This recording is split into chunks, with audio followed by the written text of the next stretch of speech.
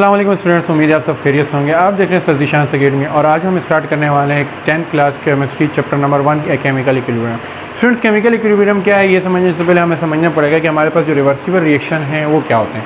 Students, reversible reactions बेटा हमारे पास reactions दो किस्म के होते हैं, एक होते हैं इरिवर्सिबल और एक होते हैं रिवर्सिबल।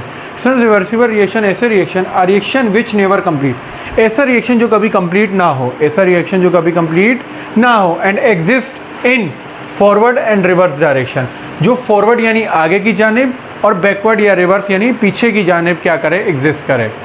ऐसा रिएक्शन जो कभी कंप्लीट ना हो और वो आगे की जानिब भी एग्जिस्ट करे और पीछे की जानिब भी एग्जिस्ट करे। सर क्या मतलब, आइए समझते हैं। बेटा फॉर एग्जांपल वाटर से आइस बनना, आपके पास नॉर्मल लाइफ की एग्जांपल है, वाटर से क्या बनना, आइस बनना। अब वाटर से क्या बनती है, आइस। ये क्या है, फॉरवर्ड डायरेक्शन है, यानी वाटर से क्या बना, आइस। फिर उसी आइस से दोबारा क्या बन रहा है, यहाँ पर वाटर बन रहा है। क्या बन रहा है, वाटर। तो ये आगे जाकर फिर वापस रिएक्शन का आना, ये हमारे पास क्या कहलाता है, रिवर्सिबल रिएक्शन। क्या कहलाता है students, reversible reaction. Students, reversible reaction, हमें अब एक रिएक्शन दिया गया है तो हमें कैसे मालूम पड़ेगा कि आया हमारे पास जो ये रिएक्शन है वो रिवर्सिबल है या इरिवर्सिबल है। स्टूडेंट्स, पता लगता है उसके दरमियान दी गए एरोस से। डबल लाइन और ऑपोजिट डायरेक्शन में इनके जो एरो शोज हों, टू एरोज हों और ऑपोजिट इन डायरेक्शन हो, तब हमें क्या मालूम पड़ता है कि भाई ये क्या है, हमारे पास रिवर्सिबल रिएक्शन है। क्या है, रिवर्सिबल रिएक्शन। सिर्फ रिवर्सिबल रिएक्शन दो पार्ट्स पर मुश्तमिल होता है, एक होता है फॉरवर्ड रिएक्शन, एक होता है बैकवर्ड रिएक्शन। फॉरवर्ड रिएक्शन में क्या है कि आप रिएक्टेंट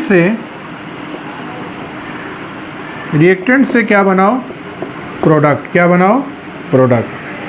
क्या बनाओ, फॉरवर्ड रिएक्शन क्या होता है, नॉर्मली जो रिएक्शन होता है कि आप रिएक्टेंट से क्या बनाओ, प्रोडक्ट। लेकिन बैकवर्ड में क्या होता है कि आप प्रोडक्ट से क्या बन रहा है आपके पास, रिएक्टेंट। प्रोडक्ट से क्या बन रहा है, रिएक्टेंट। तो स्टूडेंट्स ऐसे अब हमारे पास एग्जांपल है अमोनिया की। स्टूडेंट्स क्या किया मैंने, 1 मोल ऑफ नाइट्रोजन लिया, 3 मोल ऑफ हाइड्रोजन लिए, वो उन्होंने मेरे पास क्या मिलाया, क्या बनाया, 2 मोल ऑफ अमोनिया। क्या बनाया, 2 मोल ऑफ अमोनिया। ये हो गया फॉरवर्ड रिएक्शन।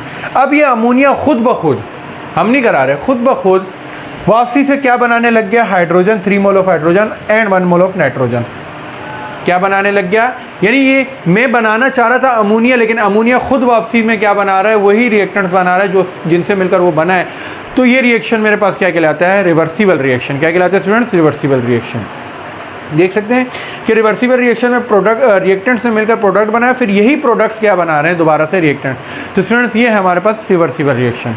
स्टूडेंट्स, उम्मीद है आप लोगों को रिवर्सिबल रिएक्शन समझ आएगा। आइए आप करते हैं कि केमिकल इक्विलिब्रियम या इसका एक और नाम होता है डायनामिक इक्विलिब्रियम हमारे पास क्या कहलाता है। सर डायनामिक इक्विलिब्रियम की डेफिनेशन है कि rate of forward reaction is equal to rate of backward reaction. यानी जो हमारे पास रेट है यानी स्पीड है फॉरवर्ड रिएक्शन की और जो स्पीड है बैकवर्ड रिएक्शन की, ये आपस में क्या आ जाए, बराबर आ जाए, तो इसको हम बोलते हैं इक्विलिब्रियम। क्या बोलते हैं, इक्विलिब्रियम। स्टार्ट किसी भी रिवर्सिबल रिएक्शन के स्टार्ट में क्या होता है कि रिएक्टेंट की कंसंट्रेशन क्या होती है, ज़्यादा होती है, तो फॉरवर्ड रिएक्शन की जो स्पीड है, रेट है, वो भी क्या होता है, ज़्यादा होता है।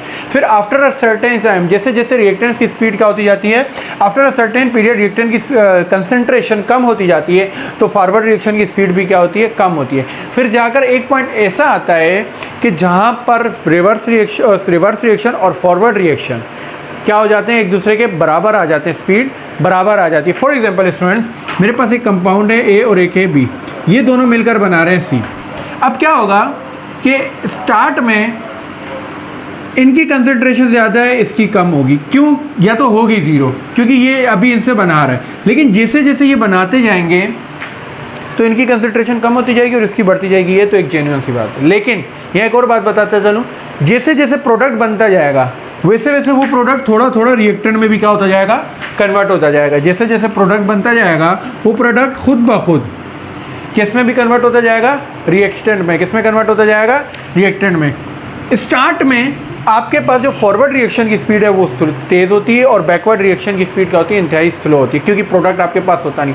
फिर जैसे जैसे प्रोडक्ट बनता है बैकवर्ड रिएक्शन की स्पीड क्या होती है, तेज़ होती जाती है। फिर एक पॉइंट ऐसा आता है कि जहाँ पर रेट ऑफ फॉरवर्ड रिएक्शन बराबर आ जाता है रेट ऑफ बैकवर्ड रिएक्शन, यानी इक्विलिब्रियम आ जाता है, बराबरी आ जाती है। तो फिर इस चीज़ को हम क्या नाम देते हैं, डायनामिक इक्विलिब्रियम।